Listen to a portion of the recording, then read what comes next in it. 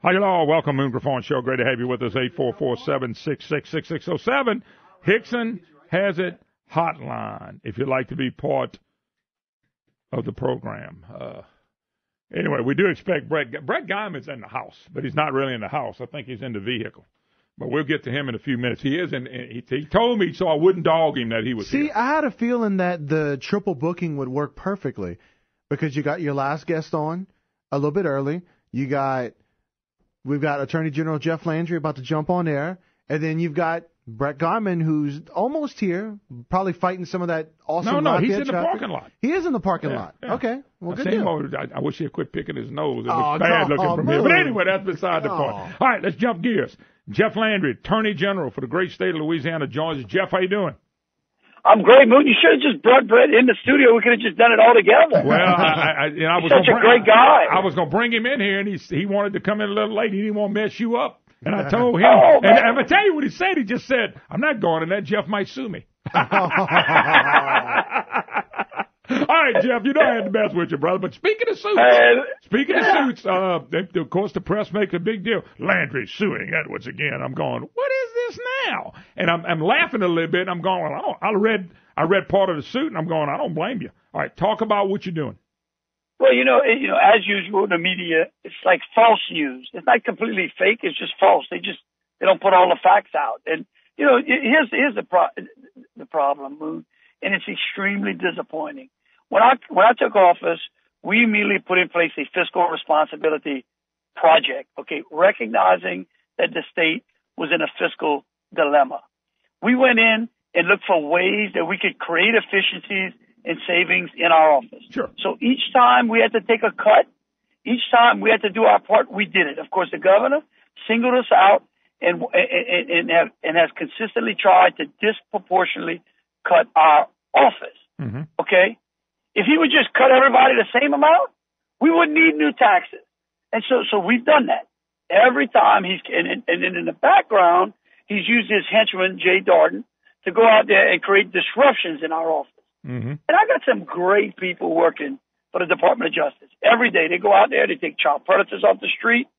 We're out there working public corruption cases, trying to clean up Louisiana's black eye. We're out there defending the state. We're defending legislatures and the governor, I might add, on pro-life bills, on laws that they pass and he signs, protecting unborn. And yet all they do is, on the governor's side, is create disruptions. We have $4 million in an escrow account, like every other lawyer has out there. We go out there, we sue people on the state's behalf, we collect money that belongs to the treasurer, we deposit that money into the treasury, and then of course, like every other law firm out there, we're able to keep some of those fees, right? And the legislature mandates that over 20% of our budget has to be self-generating. We create it. We have to go get it in order to spend it. Mm-hmm. So we have factored that money into this year's budget. After we've taken our cuts, after we've created our efficiencies, we factored this money in. The governor has been trying to raise that amount. Mm-hmm. He wants more of it. I don't know what he wants to do. He claims he wants to stabilize tops. He claims he wants to fix our roads and bridges. He claims he wants to do all these great things. But guess what? Every time we turn around, he's increasing expenditures and asking the taxpayers for money. And I've got enough of it. And it's illegal for him to do this. We proved that he didn't understand the Constitution in his executive overreach, had to take him to court for that. Now we've got to take him to court to get our money that the legislature has already authorized us to have. Hey, Jeff, have you lost a decision to him yet at all? No, we haven't. Okay. And in this case, I will tell you, Moon, it is completely black and white letter.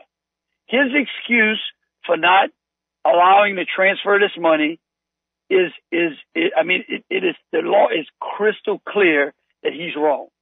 Okay. And it's unfortunate and it's disappointing. But the problem is that everything the governor claims he wants compromise, he wants bipartisan. He is the person that is being the obstructionist. It's not the House Republicans. It's not the Republicans in the legislature. It's him, because if it's not his way, he wants it to be the highway. By the way, that's the problem. By the way, Jeff, and by the way, speaking of Attorney General Jeff Landry, That's what I'm laughing about, all these tax increases and stuff. The press, the printed press especially, jumps on his bandwagon every chance they get to make it look like it's everybody else's fault. Just like when they say we inherited the budget problems. No, we didn't. Bill Edwards voted for the budget problems. Exactly. You're exactly right, Moon. I said that to a reporter today. Of course, they probably won't print it. John Bell voted for 7 out of 8 of Jindal's budgets. Okay? I mean, everything he's crowing about, he was there. Okay? He had a vote. He had the ability to shape those kind of policies. And he didn't. And it's unfortunate and it's sad. Look, all I tell you, Moon, is I would challenge citizens of this state to look at states that are comparable to Louisiana. Look at South Carolina. Yep. Look at Alabama. Mm-hmm. Look at their budgets. Look at the way they tax. Look at the way they spend. It's basic business. Jeff, the thing about it is we're spending more per capita in state and local governments than anybody in the South.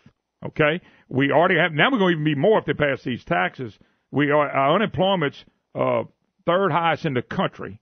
And our personal income is growing at a 0.03%, fifth worst in the country, while the national average is 4.1. So, I mean, this whole thing is crazy, and they want you to do with less because what they're doing to you is political. What they're doing to you is political, but it's not written about what they're doing to you is political. Well, exactly. And let me show you this, Moon. Last year, we testified that my Mafuco unit, the Medicaid fraud unit, returns on an average of $125 million in judgments to the state of Louisiana. Money coming back that we put back into the Treasury. So you want to go cut or refuse to expand those types of services, things that make money or bring money back into the state, Moon? Yeah, I'll see your That's point. the problem. Because you know why?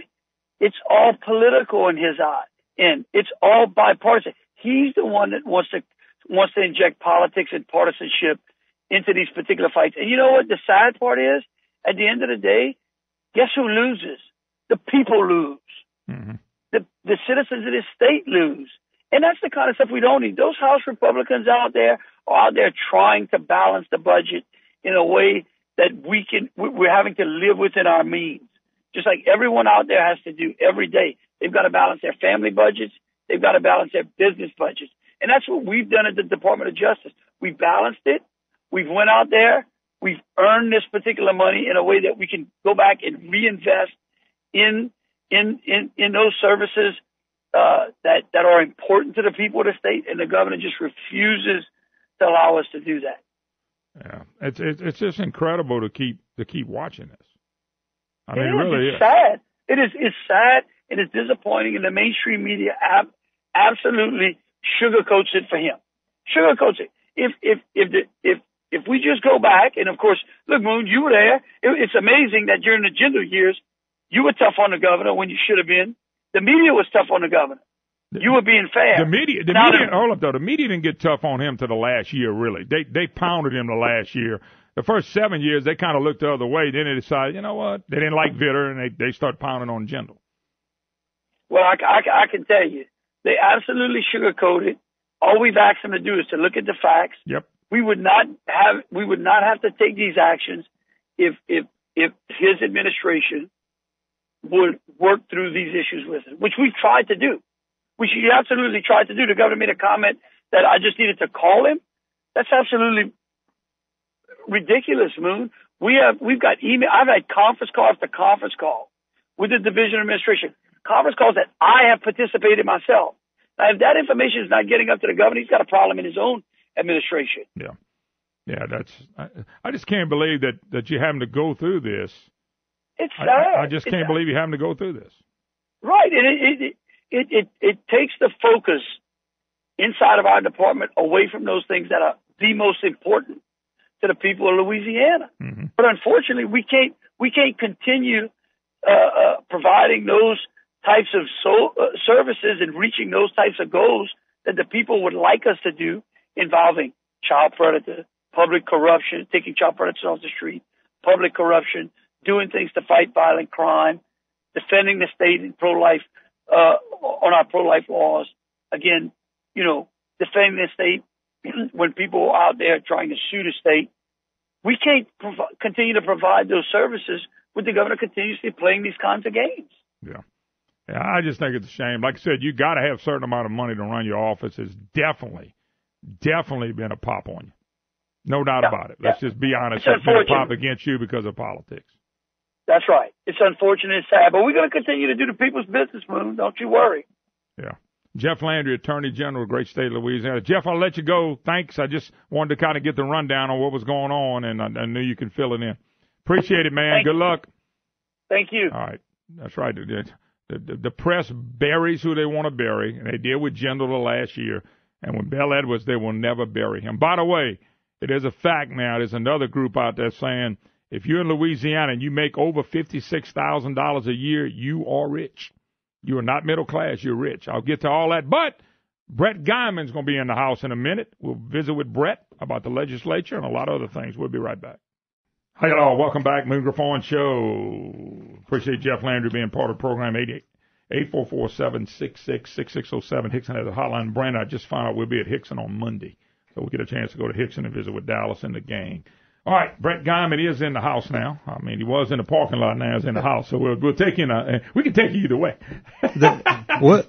And I'm going to take you to Shucks today at lunch. But I'm going to tell you. Are you really? If you order a cheeseburger with French fries, I'm telling you now, you're not walking out and you're on your own. Well, now, hold on. This all started with Brandon said, if you want to swing by, we'll buy you. I said, well, I get a cheeseburger out of you. He goes, yeah. That's all I know. That's all I know. I'm ordering for you. Anyway, good to see you, man. Good to see you. Brett, of course, a lot of things being thrown out there. Can you sum up anything or make any heads or tail of anything yet, or it's really way too early? I think it's early, but most of the, as a former rep myself, still in communication with a lot of my friends over there that are still there. And I think the mood among the conservative side of the legislature is that they're not in a mood for any tax increases. So I'm actually feeling better today than I did last week. Yeah, but the mood's got to stay like that for 60 days. It does, but I think most of them feel like that this cat tax and all is not going to go anywhere. So I'm optimistic right now that it won't. But we're going to have to stay very engaged, and we're going to need people to continue to call their reps and senators and let them know that we're not in the mood for any tax increases. There's a lot of reasons for that, and we can talk about that as we go on. But John Bell Edwards is back in House Bill 562. I didn't even pull it up to see who wrote the bill. Add taxes on digital streaming services like Netflix, digital books, mobile apps, cable television, satellite radio. You mentioned lawn care service. What is this about now? Because it's the way we've always done it. We being the legislature, always looking for new revenue. It's never about how much is the right amount, where should we be spending, and based on what. It's always about, oh my goodness, we can't cut higher ed another dime. We can't cut healthcare another dime. We have to generate new revenue because the forecasts are saying that we're short $400 million or we're short $1 billion. And so we're looking at where can we broaden the base. So when you hear the word broaden the base and when you hear the word tax reform, it doesn't mean necessarily what we think it should mean. A fairer tax that broadens the base, we would probably all be willing to look at, or tax reform that makes the taxes more fair. We would all be, real tax reform. Right, but those words are being used in reference to revenue increases, and so they're going to now all of a sudden your lawn care service that does your lawn care is going to charge you haircuts. I mean everything that is a service driven. A haircut. Yeah, I've heard that. A haircut. Yeah. So here we go. Everything that's service driven, we're going to be looking at. Can we get a penny off of that or whatever to help build the revenue? Actually, when Jindal was there, when we're going to get rid of income taxes, they won't tax radio sales. Mm-hmm. That means when I go to a company that was spending $1,000, now they have 10% tax. They're going to tell me, look, I'm spending $900 now. But the difference is during the Jindal tax reform, which the intentions truly were tax reform at that point. They were not necessarily to raise additional revenue. It was for tax reform to have a better economic landscape. That was the idea behind it. This tax reform is to how do we get more revenue. No, this had nothing to do with tax reform. This is revenue driven. You've had to deal with this before. And I'm going to throw this at you, and I have no clue what you're going to say on this. I know you're going, oh, crap. Revenue Estimating Conference. Mm-hmm. Why the hell do we have one now? And I'm being honest with you. They have been wrong way more than they've been right, Brett. And number two, why not? Let me just add this to it, then I'm going to let you talk. Brandon, shut up. Oh, he is going to eat a hamburger. Why don't they just go off the receipts that we had last year? Here's our new budget. We happen to get another $300 million in, we can spend it. Next year we happen to get $100 million less, that's where we are. Revenue Estimating Conference, start with them. And tell me what's wrong with the plan I just mentioned to you, by the way. Well, we'll go back to your plan. Let's talk Revenue Estimating Conference. They have been wrong, I think, since the mid-year of 2008. Okay, just for the people in Baltimore. So, okay. This is 2017. Yeah. They hadn't got to the 21st century yet. So okay, I got you. No, seriously. I thought you were picking on Gaydon the other day. No, I like Gaydon okay. too. I love Balkanville too. But anyway, no, I'm just saying, they hadn't been right, and there seems to be some problem with that causing some of the problems that we have. Well, let me say this. First off, the Revenue Estimating Conference, we get this vision of this room full of economists with, all kinds of data driven and what have you. It's 4 people. John Alario. It's the Who Senate. Is it right now? Okay, it's the Senate President, Alario, the Speaker of the House, Barra, a Commissioner of Administration or representative of the administration, and a Chief Economist now from LSU, Dr. Richardson. And Dr. Richardson is paid for by government. I'm not cutting him. No. Paid for by government through LSU, who really wants a lot of money. So let's insert the word politics into the revenue estimating forecast. And the rest of it. Yes. Because what now happens is the numbers are being pushed by an administration. This is where we need the numbers. Whoever the administration exactly. Is, that's right. And make these numbers end up somewhere where we need them so that we can continue with our agenda. So is the revenue estimating conference right? They haven't been in a long time. But it is a number. It is a number. We have a number to go on. Back to your idea. What about that? I think actually Representative Hinskins has a bill in the legislature this session that is similar to what you're talking about, that looks at historical data and averages that out using all your economic indicators. But wouldn't that be smarter? And so now you have a number. So now all of a sudden you're looking at all your historical data and you're saying, hey, the right number is $28 billion or whatever it is. And that's where we're going to. But if you come up with $28 billion, why don't we back off of it about $300 or $400 million? Well. All right, we're going to get to that. I just think you got a better insight than I do. Mm-hmm. And by the way, Bernie had a plan for you. You can make a living doing it. I'm going to tell you about that in a little while. We'll take a break. I have to go. Someone's calling me. By the time we go eat, you're going to be down to chicken nuggets. We'll be right back. How y'all welcome back, Griffon Show. I'm telling you, if we could play off there on the air, ratings skyrocket, 2 of us go to jail. Because you 2 guys go to jail, don't bring me into it. I'm joking. Anyway, Brett Garland, my special guest, former representative, businessman out of the Lake Charles, Sulphur, and Moss Bluff, that's right. And you took Vic Stelly's place, huh? I did. That's right. Thank you for voting Thank you for voting Stelly bill out. Did you vote for it to get rid of it or not? Huh? We all did. Okay, we all did. The only reason I ask about that because there was a lot of heat there with Jim Beam and some of them to keep that Stelly bill. Well, I know, but the whole legislature voted. Once that train left the station, it was over. Well, remind me to tell you the breakout had really got started. CB wrote the bill. Okay. Shaw, to get rid of it? Because Shaw was a senator Shaw's secretary is a very good friend of mine. Okay. She goes to Shaw. Shaw agrees to write the bill. He writes the bill. We send it to CB. CB for Gostin wrote the bill where it could pass. Right. It goes back to Shaw. I'm not cutting Shaw. I'm telling you how it passed. I was the hit man on the air to push it. CB wrote the bill. We knew once we got it out of committee, it was over. No stopping it. Well, and that's what happened. And here's the funny thing about it. The press keeps going after, talking about the Stelly bill caused all this problem, blaming Jindal. I remember watching this. They had it I'm watching it on my computer. Jindal's people are fighting to keep, we can't do that right now. We really can't do it. They're fighting to keep Stelly in place. Correct. Okay? And this is another reason me and Bobby didn't get along too good, because this happened in his first term. Mm-hmm. What happened was, once it got through the committee and got on the floor, it was over. It was done. We were killing it. And Bobby Jindal saw that line. He got a helicopter, went in front of the train. They lowered him down. He was the first one out there to say, on the front steps of the Capitol. Largest tax decrease in the history of the state. Matter of fact, it cost me money. They sent me an ad. It was what was the name of the group for him? when he first started. Rolf McAllister and them had the group. Yeah, I it was remember. something to do with some of the Bobby Jindal. They sent me a check for $3,700. Okay, they wanted to promote the largest tax cut in the history of Louisiana, and we played it for a day or two. And I had the check in my pocket. Well, in my pocket, I had the check, and I got to listen to that. Somebody called me and said, "Do you listen to that commercial?" And I said, "Not really."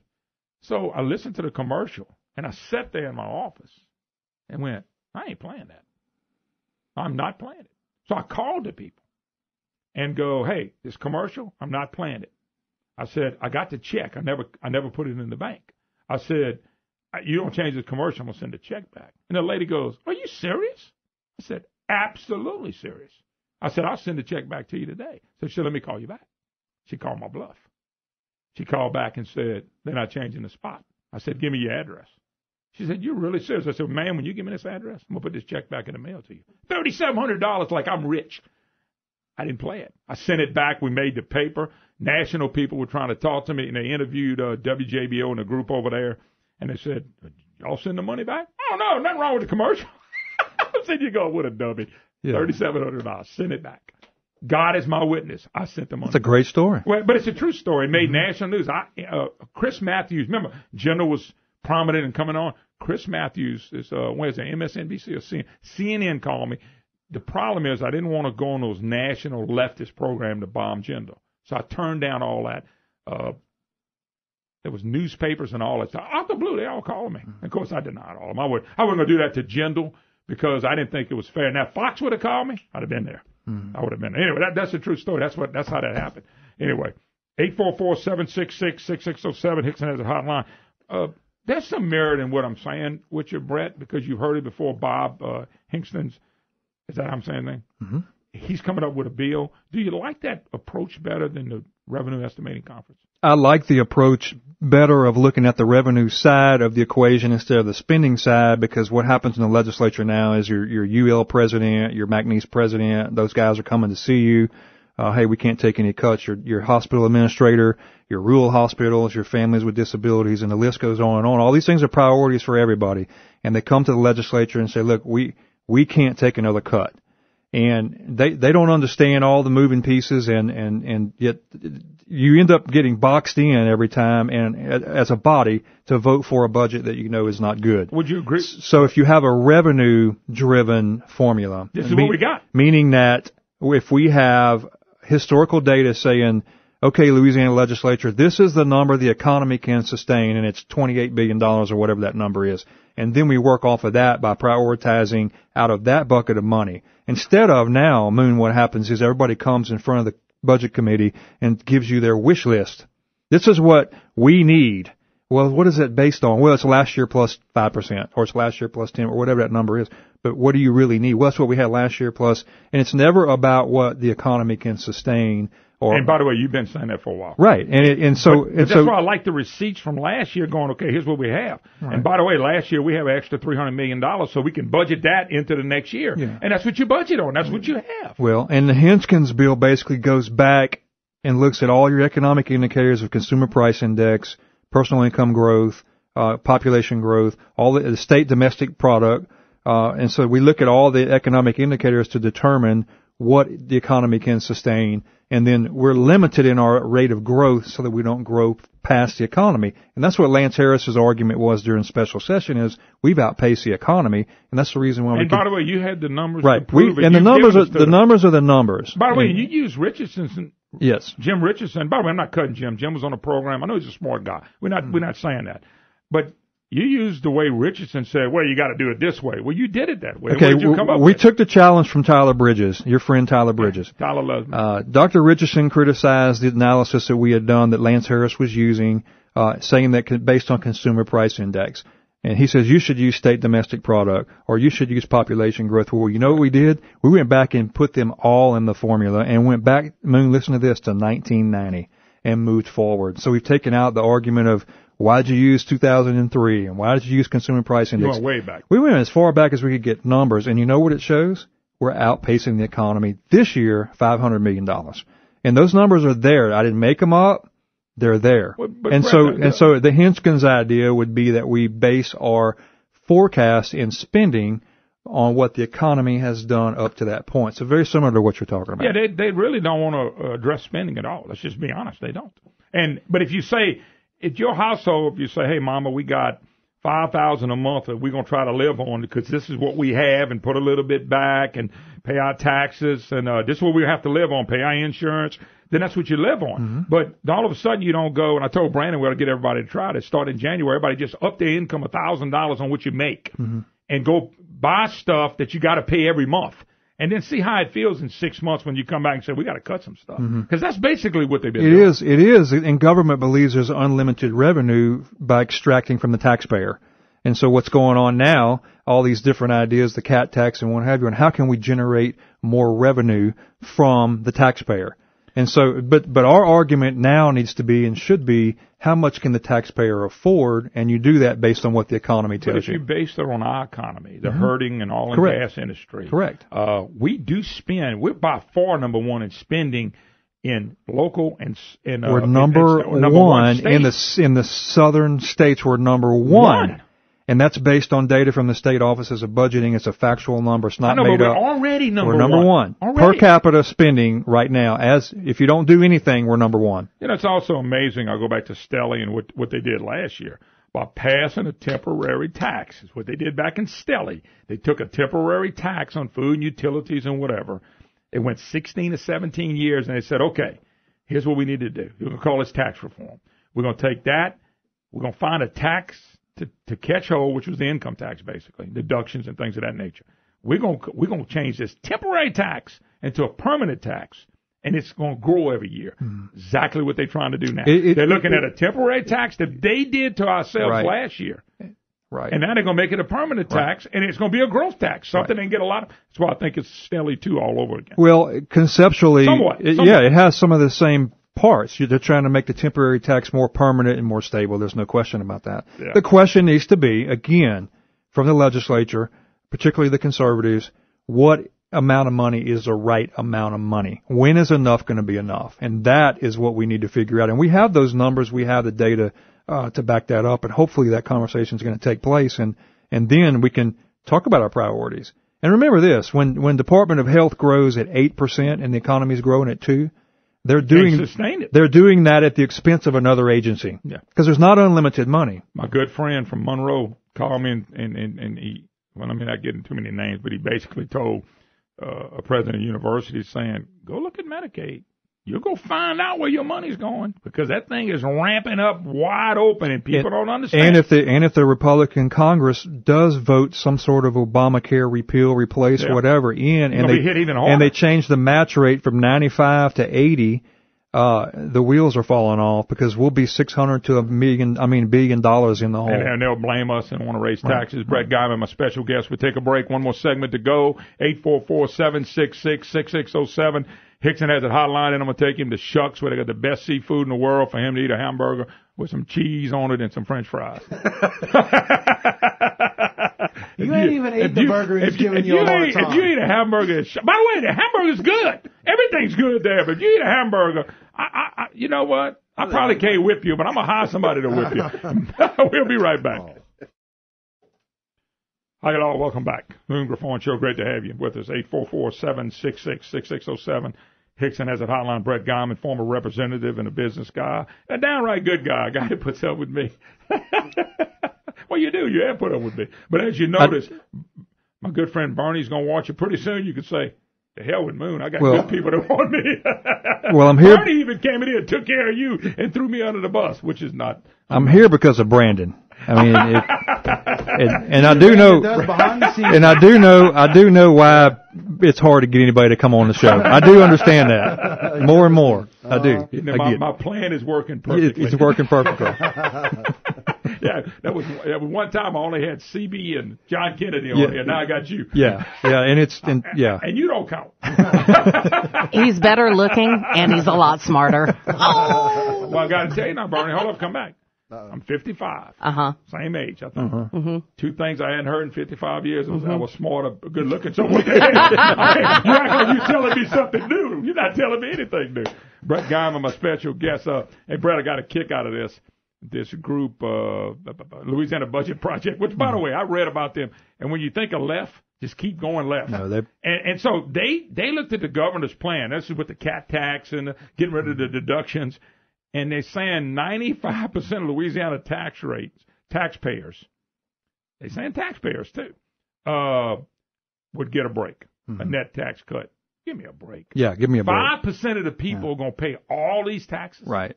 Come on, man. Yeah, no, that group is all about money and spending money on government programs. So they're looking at using the talking points, of course, that would promote the tax increases. But there's no way that's the real numbers. They're not talking about all the deductions we're going to lose or the cost of businesses if you're a small business person, an S corp, an LLC, and the damage it's going to cause to them. And but it's kind of funny that a group like that, which everybody knows if you're in politics at all, they come from the left side all the time. And just to put something out like that based on what? You know, and by the way, they don't talk about the road tax. Does the road tax get away from poor people? The middle class never pays any road tax, do they? Right. By the way, they don't even talk about the road tax. Right. So I just thought and you mentioned earlier in the show all the taxes on the digital streaming and lawn care and every service, haircuts, and whatever else they do. Those are going to affect everyone in some capacity. And by the way, your phone coverage, internet services, and all the things are going to be adding taxes to those as well. Well, and we don't know what other new tax is going to pop out pretty soon. I mean, do you agree with that? I agree with that. And Moon, it's all driven on increasing revenue. It's not about tax reform. It's about how much more money can we get from the taxpayer so that we can spend the amount of money that we want to spend, which is not based on anything. Okay, let me ask this question. And you've been down there, so you got experience I definitely don't have. Have you read anything, have you talked to anybody, if they get all these taxes passed, what they're going to do to change what we've been doing in the past? Nothing. Now, I know with road tax, they claiming they're going to do this and do that. The time program didn't fix all the roads. So my point being to you is, tell me what they're changing. Are they going to change the way they spend money in Medicaid, roads, health care? Anybody talked about fixing the unaccrued liability, which is about $21 billion? No. Anybody talked about paying off the debt? No. Anybody talked about not doing... Now, you talking Congress or legislature now? Legislature. Yeah, no, I know it's the same problem. Anybody talking about the NGOs going to work? Right. No, and Moon, that is the problem. Not changing anything. No, that is the problem. The focus has always been about what I want and what I think I need and how do I get that amount of money versus what should we be collecting from the taxpayer and then prioritizing that money on what's most important. And we were talking off the air a minute ago, if Department of Health is running at 8% and the economy's at 2%, then they're doing that at the expense of another agency. So if we're going to be a state that puts more money into health care, which is fine if that's what the legislature and the people want, we're going to have to put less money into something else. We can't be all things to all people, but we can only extract so much money out of the taxpayers or from the taxpayers before you outpace the economy and you never catch up. And that's what's happening now. It's Groundhog Day every year, over and over again. We say we got mid-year cut, end of the year cut, the same story over and over again. And when are we going to stop and take a look at what we should be spending based on what the economy can sustain? That is how it should work. Make a statement. You can jump on it, hit it out the park, laugh at it, whatever you want to do. Don't do like Brandon. He usually laughs at it. I really think this is about John Bell re-election. Personally, I think he's a one-term governor. But they pass all these taxes. By the way, Republicans have to pass it. I'm just being blunt with you. They have to. Correct. All the taxes, road taxes. You know, all the business, and I didn't even get to that with you, but anyway. So they pass all these taxes. And for 2 years, as we get to the governor's race, they go, hey, look at the road improvements. And the perception is they're fixing roads. Number two, we don't have budget problems anymore. All of a sudden, the revenue estimating conference start estimating low. More money comes in. Hey, we don't have mid-year budget cuts anymore. And the class is that John Bell Edwards came in here and united this state. And the people being, and I mean this about me too, we're so politically speaking, we're not that bright. We're not. And I'm including myself now. So all of a sudden, this is the press as they pounding anybody try to touch Edwards, build up Edwards, and all of a sudden now they build him up as look what this guy. Well, and remember, knowing me and you knowing that in a year or two after when he's there, it's going to sink again. Am I wrong about thinking that way? No, I don't think you're wrong. And the other part of that would be that once that money is coming in, it becomes very hard to stop it. In other words, it's a lot harder to make the cut once the tax has been passed. So, you know, if you come into election year and you say we're going to make all these devastating, quote, devastating cuts, as they would say, the press, that's what the media is going to write, it becomes hard to get reelected. It's easier to go along, take the hit, and not make those devastating cuts. Fixing the budget problem is going to be a very tough thing to do. It really is. I know that the Republican delegation is now talking about standstill budget, which is a great start. By the way, I love that. A standstill budget just means that we're going to spend what we spent last year and nothing more. So we're not going to have that growth. Yeah. We're not going to have a cut. We're not going to have the growth. We're going to use what we did last year. A lot of us are doing that in our home and our business right now. That's a normal thing. That's a great start because now you're backing out $400 or $500 million of growth right off the bat. Great start. And then you come back and attack the rest of the problem in another session. I just don't think we're realistic in this state. And I kind of look at Washington when we had the Great Recession back and Obama came in. Washington, D.C. didn't suffer. They printed enough money. They kept going. They kept making their money. They never had a recession. Right.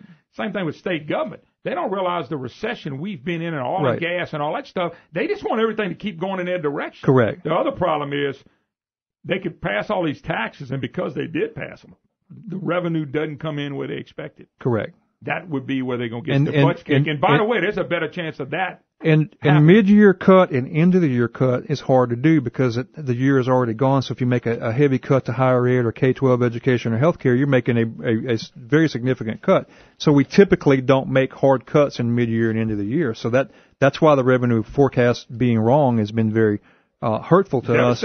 Right. But let me just make this comment before we wrap up. Make sure people need to understand a couple of things. Number one, we're growing twice the rate of the economy in our spending. That cannot continue to work. Twice. I don't care what indicator you use. Some agencies are growing 4 times the rate of the economy. We have a negative state domestic growth product forecast for this year and next year. In the negatives, not positive. There's no reason to be trying to increase revenue and extracting money from the taxpayer right now. All the data that we've looked at over historical time shows that we have more money than what the economy can sustain in our spending right now. So we should not be trying to increase taxes. You're right on the money. I hope the Republicans, for once, will hang together. It's okay for them to come home and leave everything like it is and push this thing further back. Then the pressure gets on John Bell. I agree, then the pressure gets on the Larry on the left. But if you keep giving in, I think that'd be a great strategy. Just stand still budget and let's go another year and see where we are. Because the press is going to pound them anyway. Correct. Let it. If somebody's going to pound me, I want to make sure I'm right and I'm doing what's right. Anyway, we got to go. God bless. Have a great day, folks. Welcome back, Moon Griffon Show. Great to have you with us. 844-766-6607. Hickson has that hotline, folks. And let's jump gears. And, of course, we're not jumping far from what I was talking about. Representative John Schroeder joins us. Representative Schroeder, how you doing, sir? Oh, I'm just doing wonderful, Moon. My favorite place to be, Baton Rouge, Louisiana. Yeah, I tell you what, you know how they got all these days, Chocolate Day and, just different things. And I said, today is Hide Your Wallet Day. Well, you're not going to look, at the end of the day, we're going to protect your wallet. I think when it all comes down to it, I think we're going to protect your wallet. Let me tell you something, I really want to believe you. But then there's these pesky Republicans that let me down a lot. I'm not saying you're one of them, but that's what frustrates me in the whole process. When the bottom line is this whole session is about and tell me if I'm wrong, how much money can we take from the citizens in the state of Louisiana and the business community and put it in state government? That is the bottom line of this session. Tell me if I'm wrong. You're not wrong. And look, this is what people don't quite understand. If we just did a standstill budget from last year, it's $9.1 billion. The budget as proposed a couple of weeks ago that we received from the administration is at $9.5 billion. Mm-hmm. And then they have another $440 million in request. And they're creating this atmosphere that we're short. We're not short. We have more money this year than last year. We just want more. We are just totally not living within our means. It's that simple. The last year when the governor came in, I thought the major mistake, this is just one man's opinion, you were there, I was not there, was giving them the 1 cent sales tax temporarily. I tried to tell a lawmaker who I met with here that he's a young lawmaker. He didn't understand what I was telling him. that you made a mistake voting for that because here's why. Now that he said, we got them now. They got to negotiate with us. I said, no, you're going to have to negotiate with them because they're going to say, well, we keep the sales tax or give us what we want. And just your thoughts on that. Was that a mistake? You know, Moon, you could easily make that I just remember the Stelly bill. I just remember the Stelly bill. That was a temporary sales tax for about 16, 17 years that all of a sudden became an income tax. And that was a mistake. That's why I brought that up. Yeah, this rolls off, and they'll have to have another vote to extend it. And I just don't see it. I don't feel it. You know, this place only reacts when you hold a gun to their head. So I just don't see it. And I hear that a lot. And look, I used to say it before I got here. That, you know, nothing's temporary up there. It always becomes permanent. It starts off temporary, starts off with good intentions, and it turns into bad intentions. But you see what I'm saying, Representative Schroeder? They grew the budget by 1%, whatever that brings in, 1.2 billion, whatever the number is. They grew the government. Now we got to maintain it, so we're going to come up with another way to get it. We'll lower the tax. I can guarantee you whatever taxes come out is not going to be less money going to government. Not at all. No question. I don't disagree with you. So I think we're going to hold the line. We clearly have $400 million more to spend in this year's budget. That's based on a projection. Now, if we haven't learned our lesson, we ought to know this. For like 14 times in a row now, the revenue projections have been off. Wow. Okay? So the budget's based on the projected revenue. Sure. And we've been wrong 14 times in a row. And that's mostly due to the economy, drop in oil, all kind of things. But at some point in time, you have to say, you know, this is a trend. If we're going to project $100, let's spend $85. Mm-hmm.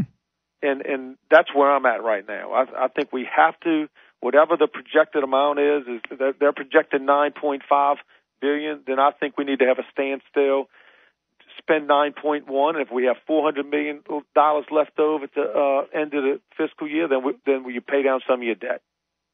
Well, that would be the smart thing to do. Yes, sir. But and I know you realize this, just like with the temporary sales tax, they grew the budget. I mean, I'm looking at this thing at $2.8 billion since Jindal's last year. I mean, this budget is high. This budget is way up there. And it's about $16 billion of state money, fees and everything included, and about $11 billion in federal money. So this thing has grown pretty good. Yeah, it's the other way around. It's 11 state, 18-ish Fed. I'm going to disagree with you on that. I think it's more state money than federal money.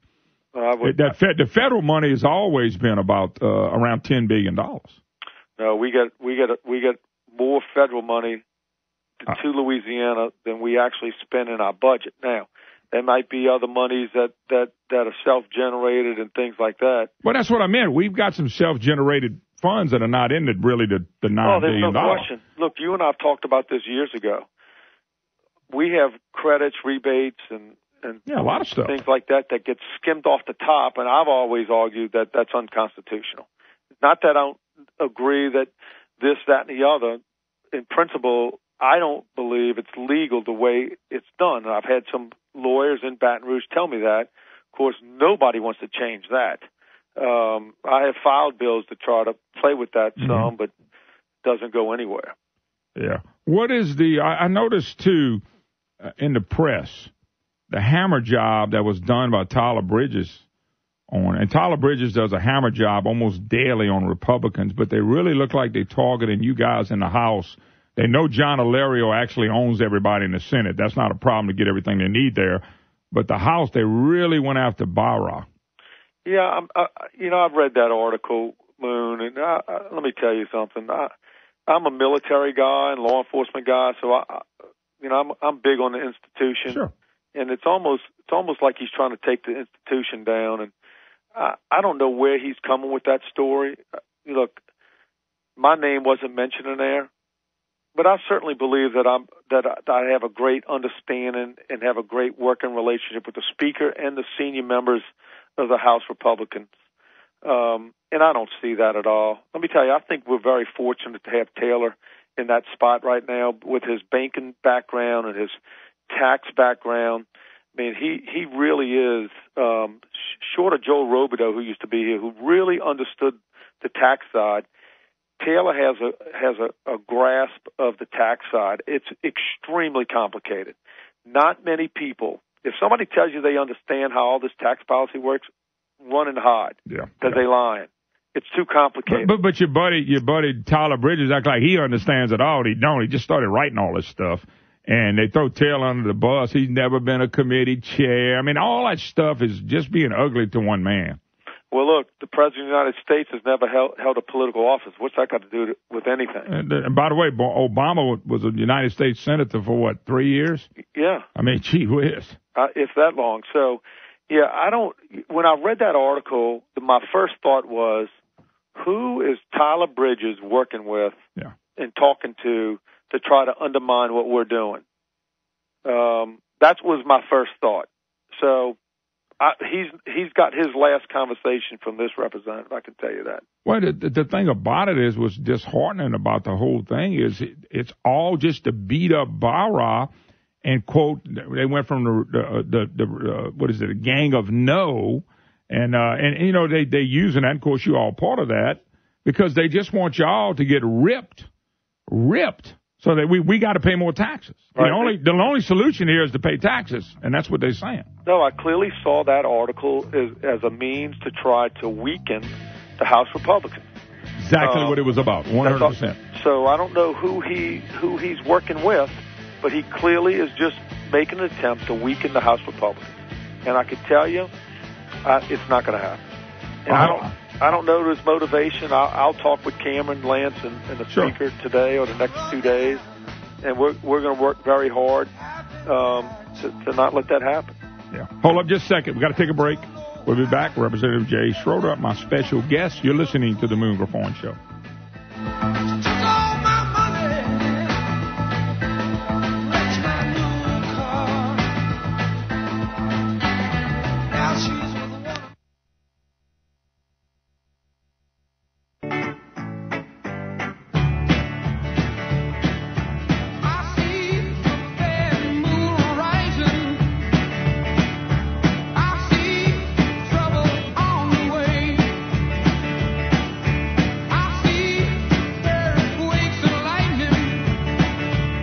Hi, y'all. Welcome back. Moon Griffon Show. Great to have you with us.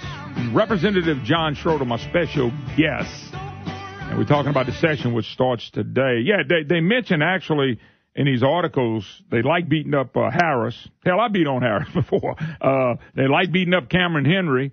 They normally put you in there. They didn't put you in there this time, but I just thought it was such a hatchet job. I guess here's my big thing. You feel good about holding the line. The one thing they try to use against you guys is, well, show us the cuts. Show us how many more cuts. And but you went to a standstill budget. It's not cutting anything. It's cutting the growth.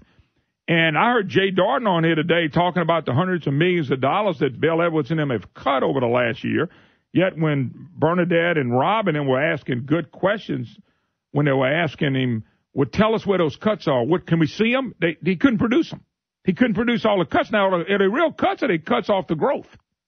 Look, last week, we've been having budget committee meetings for the last 2 weeks. 2 departments came into appropriations with an increase in their request. When I questioned them last week, when they said we were cutting them, I said, whoa, time out. You get more money than last year. How is that a cut? Now, maybe your boss isn't giving you as much as you asked for, but the legislature's not cutting you. We're giving you more money than last year. You're just electing it to spend it on whatever you're spending it on, and you don't have enough money to spend it on additional things that you want. So, look, we're going to hammer that. I mean, but see, Representative Schroeder, and that's why that's why I asked the question that way. I didn't know how you were going to answer it because I didn't know what you were going to come up with. But the point being is that if I'm using, let me do it simple for our audience. If Brandon works with me, okay, and I pay Brandon. If I said, Brandon, I'm increasing your pay $10,000, but after about 2 weeks, I'll go, Brandon, but dude, I'm sorry, man, just the projections are looking, I'm only going to give you $8,000. And Brandon could tell somebody, well, they cut me $2,000, but that'd be a lie. You're getting $8,000 increase. Now, is that pretty much what we're looking at here? Absolutely, and I'm going to give you a little more simplistic example because this is the exact one I used in committee last week. So it'd be like my teenagers coming to me and asking me for a increase in their allowance from $10 to $12 a week. And I said, no, we're going to keep it at $10. And they asked, well, Dad, why are you cutting me? You know, that's what we're doing. I mean, this is a fact. We spent $9.1 billion last year. The current budget, they're asking for $9.15, and they want another $440 million on top of that. That's what the governor's asking for. Yeah. I mean, if this isn't a classic spending problem, I've never seen one. And I know they don't like when I say that, but this is a spending problem and not a revenue problem. Yep. See, John, I like Representative John Schroeder, my special guest. I like the idea of going back to 2016, say, here's our budget, we're going to keep it. Let me tell you, and another good point, if I say so myself, why not tell them we're going to hold this and let's see if we can handle this. And then maybe you can go back and ask the people from the state, we may need a few dollars. Because they're not showing us that they can live within their means. But when you take money out of my pocket, I got to make the adjustment. Brandon has to make the adjustment. But the state government never has to make the adjustments. Well, you bring up another point altogether that we haven't talked about this morning. All right. We, as a government, and I have not seen it. I didn't really see it under Governor General, and I haven't seen it under this current administration on just redoing state government as they deliver their services. What's efficient? What's not? Is there a better way to do it? Is there a better way to do, procurement in the state? Is there a better way to collect our sales tax that's not being collected, that basically is being stolen? There's several things, Moon, probably in the $3 billion range of monies, whether it's uncollected debt, whether it's just in fraud, waste, or abuse, which we got in a long conversation about last week, whether we collecting all of our sales tax, whether we're being most efficient with where we have state workers, which I know we're not. We can, and I said this last week in committee too, we're heavy in some areas. We can move them to places where we aren't. And I told them, I said, we have 40,000 less positions today than we did 10 years ago. Okay, so we're headed in the right direction there, but I still think there's some things to do. We still have some departments that are heavy in areas where we privatized for a reason, and we didn't get rid of all the positions. Move them to the Department of Revenue to collect sales tax. Just don't try to snow me over and tell me that these jobs are needed in this particular area when we know they're not. Yeah. So when I see things like that, I can't go to the public and say I'm going to raise your taxes. I just can't do it. And two, the public does not have enough trust in government right now to pass any taxes. So we need to use this opportunity to really clean house. And I don't mean laying people off. I mean clean it up, bring technology, bring us into the next century, and move us to a better way of delivering services. We never have that conversation. The only conversation the governor ever has with us is we need more revenue. We need more revenue. That's it. That's all I'm hearing too. Representative John Schroeder, my special guest. John, the bottom line on any of this stuff is we're in a recession, basically. There's an article today, more households are one crisis away from poverty in Louisiana, 723,777 households, fully 42% are in its position. Economic outlook. They're talking about the economic outlook not being good, that even though wages are up 4.1% around the country, we're only up 0.3. In other words, we are bottom five in the country in wages being increased. We're number 3 or 4 in unemployment. How can any Republican, especially, I'll focus there, how can any Republican vote for a new tax with those kind of numbers? You can. I guess it depends on where you're from. Now, as I've been campaigning across the state, I've been down in Terrebonne and Lafourche Parish. And let me tell you, Moon, I'm hearing numbers, 20,000 jobs that's lost. I'm hearing parish government cutting their budgets into the teens and double digits. But I hope all this is going to be explained to the governor. I mean, Tyler Bridges and Jim Beam may never write about it, but it's got to be explained to them. You don't do what they're trying to do in an economy like this. You really don't, John. Yeah, that's again, that's another topic, different than what we've discussed already. We haven't really even explained, I think, well enough yet, and which we'll get to over the next couple of days as we start budget hearings now that we're here at the Capitol every day, how bad this economy is. And the government wish list is going to have to take a second or a back seat to what the taxpayers can afford. As this economy is sluggish, some areas are doing well, and look, I've talked to different folks around the state, depending on where you live, sure. Depending on your industry. But let's face it, overall, we're seeing red numbers all over the place, and government's going to have to react that way, and they're not used to doing that. Yeah, they want more money for them as things slow down for us, and everything's created out of the private sector. So, Moon, I get tagged a lot. What's the phrase? The new word I used. A couple of weeks ago, I said something about it on Facebook. Now, don't come and bash me, because we got some tough choices, and I've had to close the business before, and sure. I've had to lay people off, and we don't have that kind of conversation in state government. We either have to become extremely efficient, or it's going to cost state workers some jobs somewhere down the line. If this economy keeps going the way it's projected over the next 5 years, we won't have any choice. So what are we waiting for? Yeah. We've been arguing over Medicaid fraud, waste, and abuse since Governor Edwards took over. But if you go look at the budget and go find out how much Medicaid has increased in the budget that's coming out of our pocket, I think we're almost $3 or $4 billion now, and that's getting ready to skyrocket anymore. All you need the feds to say, look, we're not sending it back to the states. We're screwed. Yet this push by Bill Edwards and the people in the press as this is a great thing. Let the feds say, hey, we're cutting it by 40%. What are we going to do now? Where are we going to get money now? If they cut it by 5%, yeah, the number that I heard last Thursday before I left, if they cut it 5%, it would cost the state $750 million next year. Well, I got news for you. I expect the cuts to come because we are already $20 trillion in debt. They're going to have to cut somewhere. And when we get cut, that's on Bill Edwards and Jay Darden and the press. Let me take a break. You got a few more minutes? Yes, sir. I want to come back and talk about the road tax because that's a big deal. That's one I don't think we're going to beat. I think we should until they tell us what they did with the money. But anyway, I'll get your opinion on that. Representative John Schroeder, my special guest. Hickson has a hotline, 844-766-6607. You're listening to the Moon Griffon Show.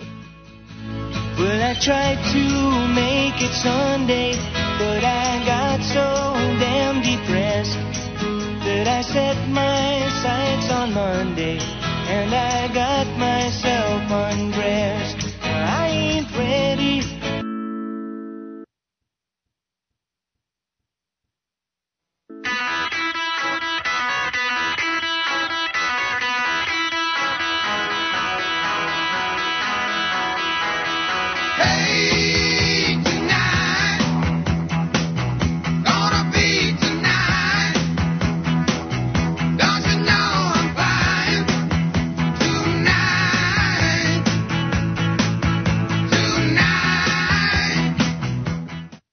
Hi, y'all. Welcome back. Moon Griffon Show. And on the Hickson Has It hotline, Representative John Schroeder, my special guest.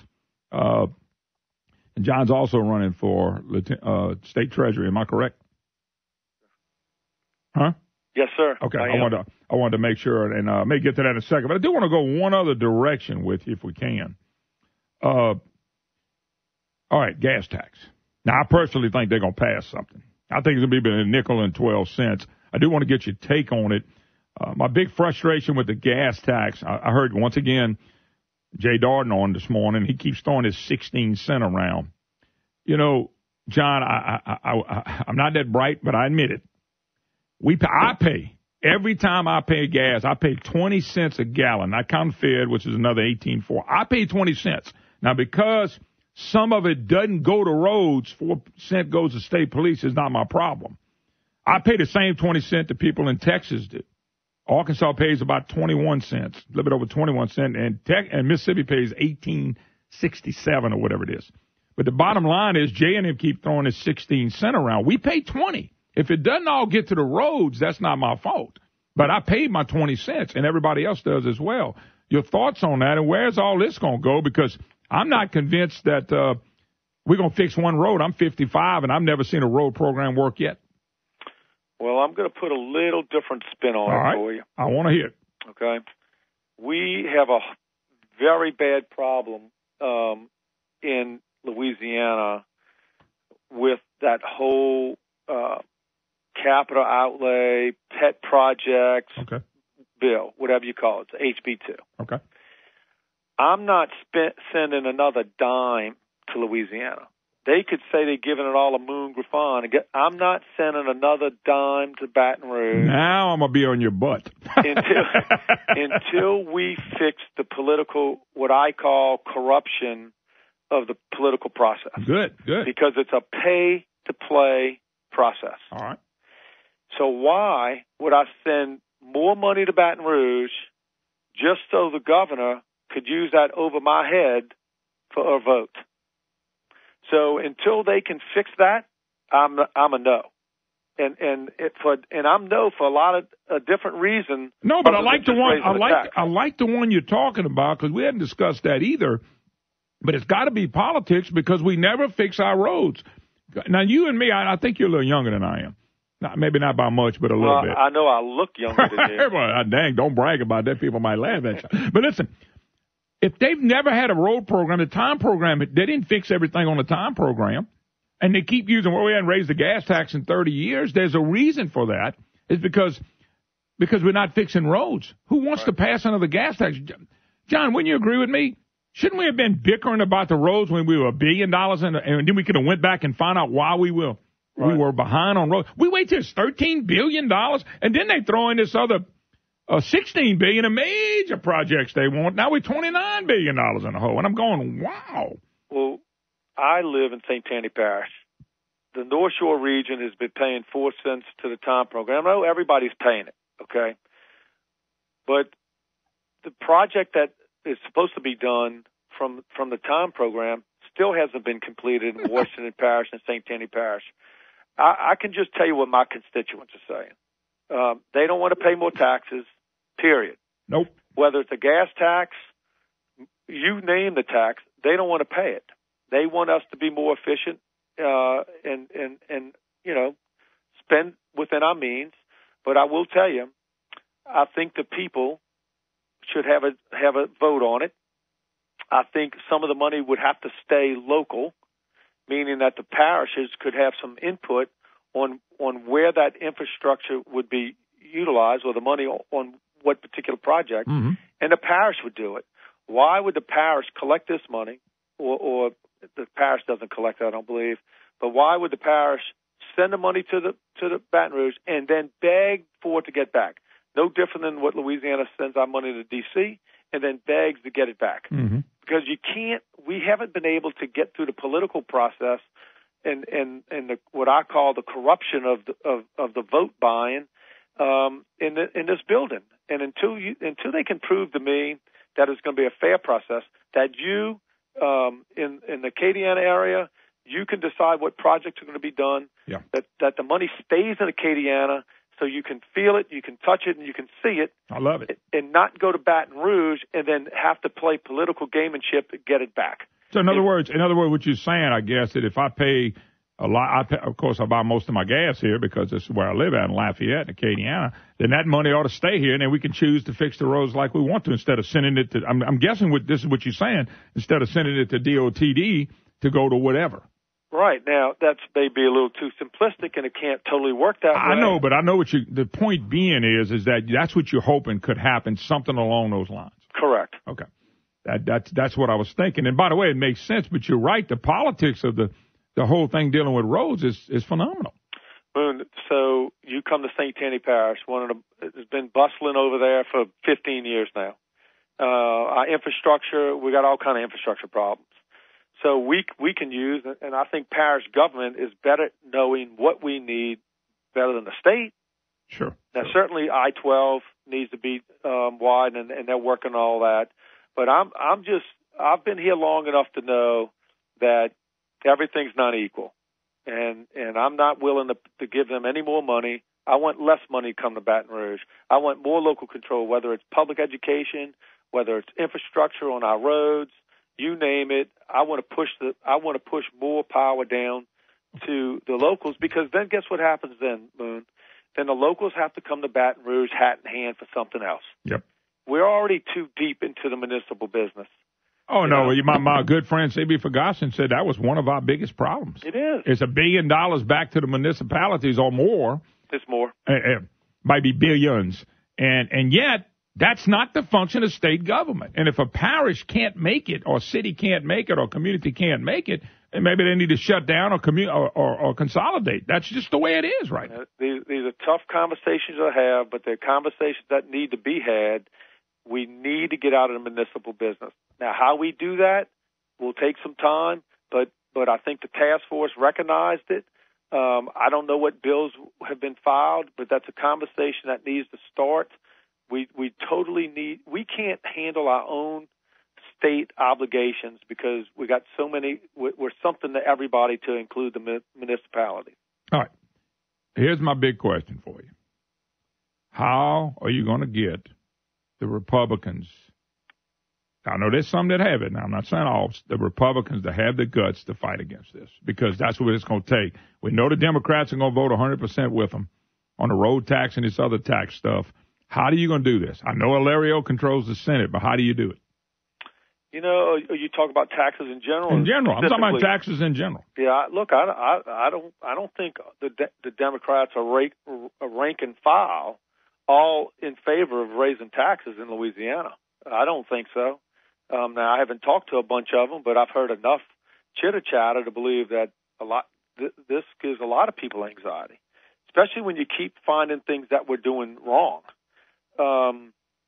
So I don't think it's going to be that difficult, because you know why? I've been around the state as I campaign for state treasurer. I hear it.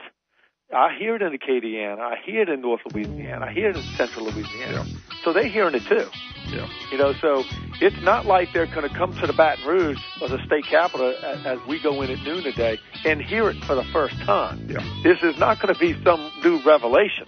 Sure. So they've been home for a while. They're hearing it. It's all over the news. I think the consensus, I have not talked to very many people at all that's willing to raise it. You'll hear people say this. I know, but you got Don Alario, the real negotiator down there. All right, got to run. We're going to do it again. God bless.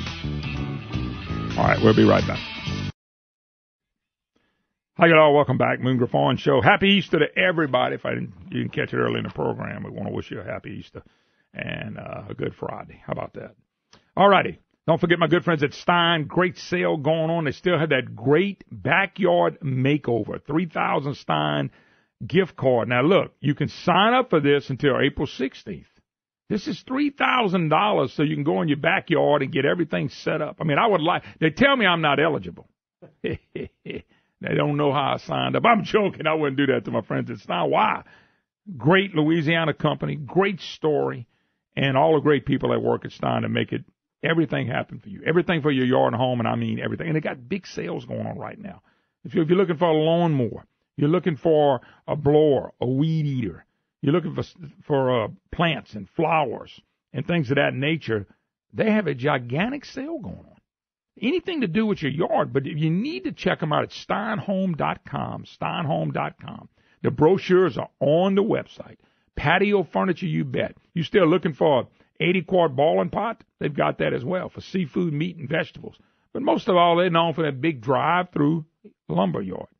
They got shop home improvement, appliances, building supplies, but they got it all. There's so much more. They are so much more than what you think they are. They're having a gigantic appliance sale, paint sale. I mean, the sales are going on. That's what I like about Stein. They always have a big sale going on. They got the big green egg on sale right now, Brandon. And Brandon, I'm going to buy me one of those. I hadn't bought it yet, but it's coming. I had to get over a few other things first, but I will buy me one. Stein, everything for your home and yard. Better brands and lower prices when you go to Stein. All right, let's go to Jeff on the road. Jeff, how you doing, sir? I'm doing good, Moon.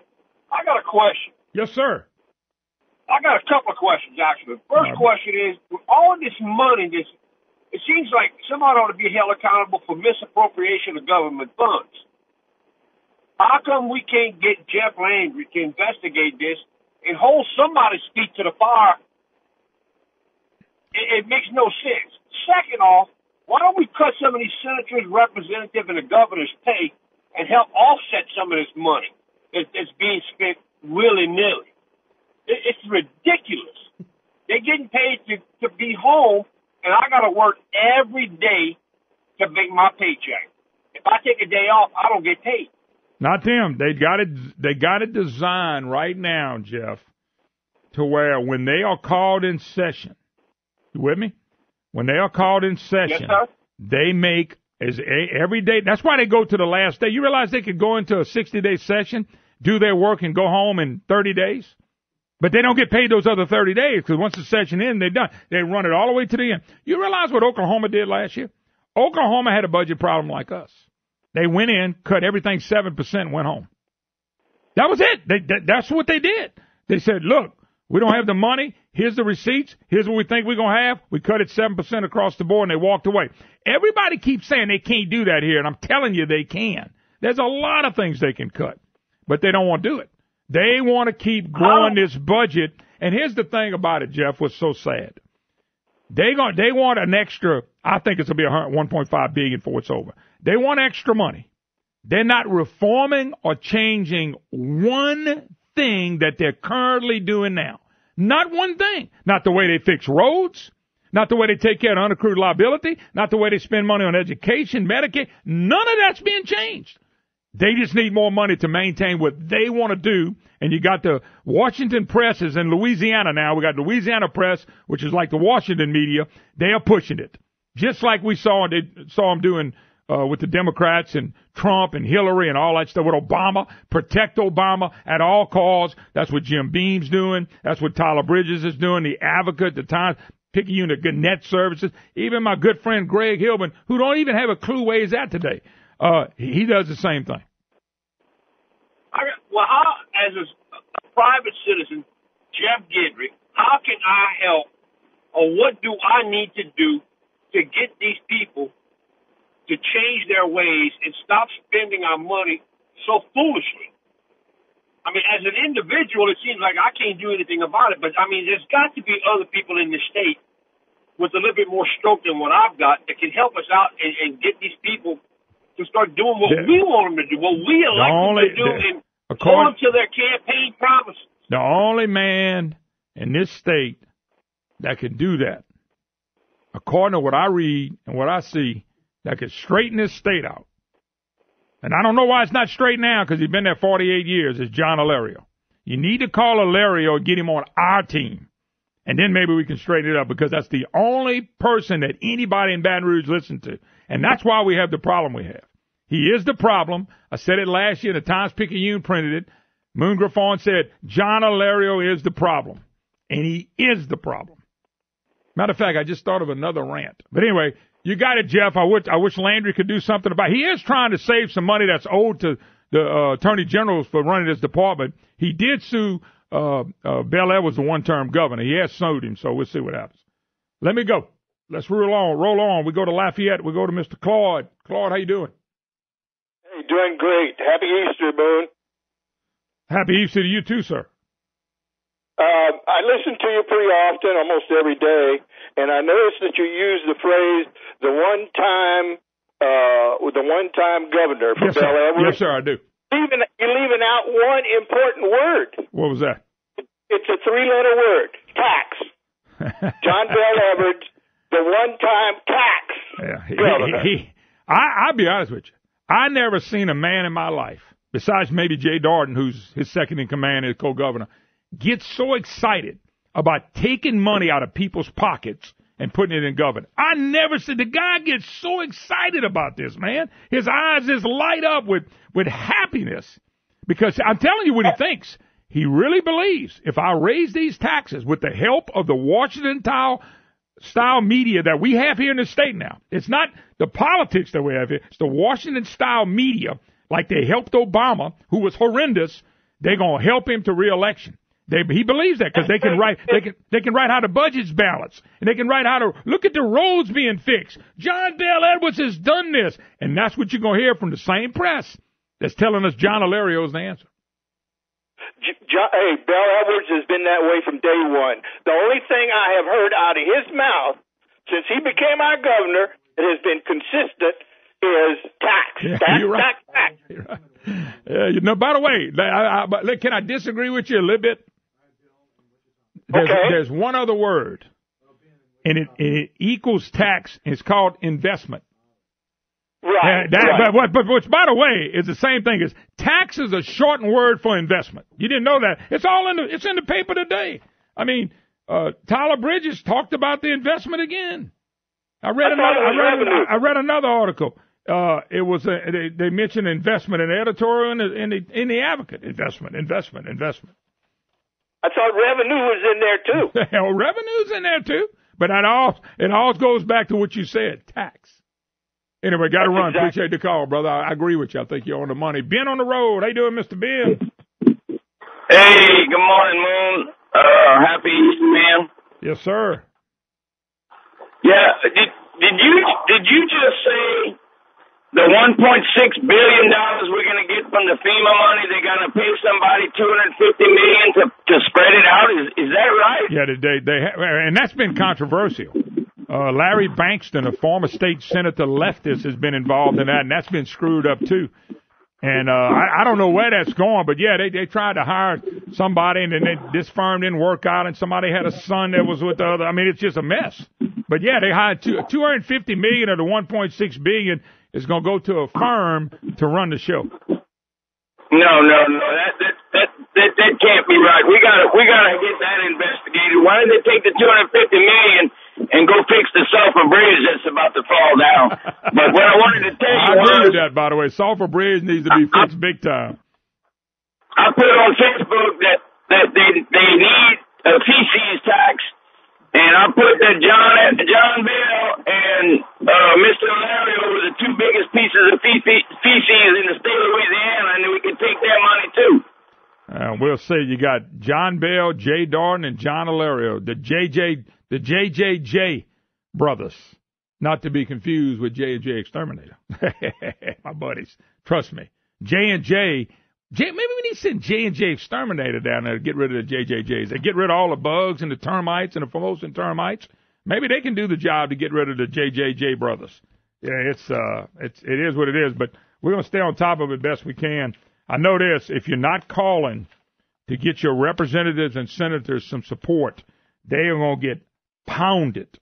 And the left it's going to be helped by the left, the people that vote for the left. It shouldn't, folks. We don't have the kind of prosperity here for them to do these taxes. Watch what's going to happen once they do it. Oh, you're going to get all the publicity, but they'll be right back in the same boat in a year or two. No doubt. That's going to wrap it up. Have a good Friday and have a happy Easter. God bless.